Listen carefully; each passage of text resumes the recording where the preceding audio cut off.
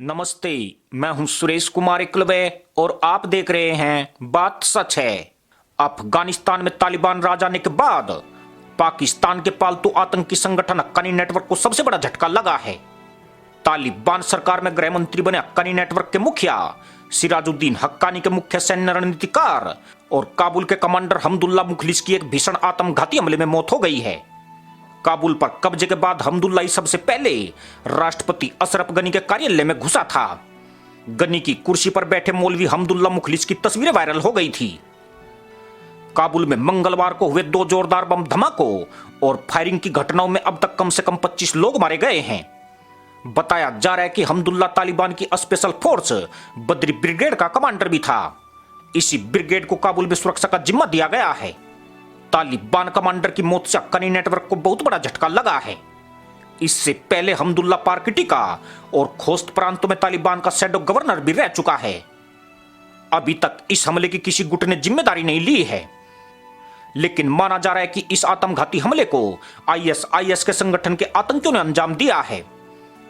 ISIS के आतंकी अब अपने सबसे महत्वपूर्ण टारगेट की हत्या करने में सफल हो गए हैं। हमदुल्ला तालिबान का सबसे करिश्माई नेता था। इससे यकीनन तालिबानी नेतृत्व हिल गया है।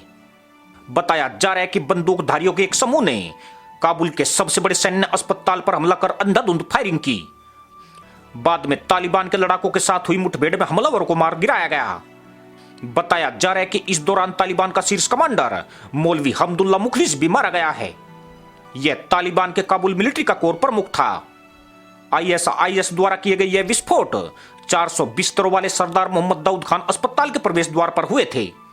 इसके बाद इस्लामिक स्टेट के बंदूकधारियों के एक समूह ने हमला किया था, जिनमें से सभी 15 मिनट के भीतर मारे गए थे। जिसके कुछ देर बाद ही तालिबान के स्पेशल फोर्सेज कमांडो टीम को हेलीकॉप्टर के जरिए अस्पताल परिसर में एयर ड्रॉप किया गया। इससे हमलावरों को अस्पताल परिसर में प्रवेश करने से रोक दिया गया और सभी को गेट या आंगन में ही मार गिराया गया। इस हमले की जिम्मेदारी अभी तक किसी गुट ने नहीं ली है। हालांकि माना जा रहा है कि इस हमले के पीछे भी इस्लामिक स्टेट का हाथ हो सकता है। इस खूंखार आतंकी संगठन ने पिछले महीने में अफगानिस्तान में कई हमले किए हैं। इनमें से सबसे भीषण हमला 2 शिया मस्जिदों पर किया गया था। इस्लामिक स्टेट अफगानिस्तान के तालिबान नियंत्रण के लिए सबसे बड़ा खतरा बनकर उभरा है। मौलवी हमदुल्ला मुखलिस तालिबान का शीर्ष कमांडर था। मौलवी हमदुल्ला मुखलिस तालिबान और हक्कानी नेटवर्क के बीच समन्वय का काम भी करता था। काबुल पर तालिबान के कब्जे के बाद इसकी सुरक्षा की जिम्मेदारी हक्कानी नेटवर्क के नंबर 2 अनस हक्कानी को सौंपी गई थी। बाद में राजधानी की सुरक्षा का चार्ज मौलवी हमदुल्ला मुखलिस को सौंप दिया गया था। इसी के साथ अनुमति दोस्तों, जय हिंद।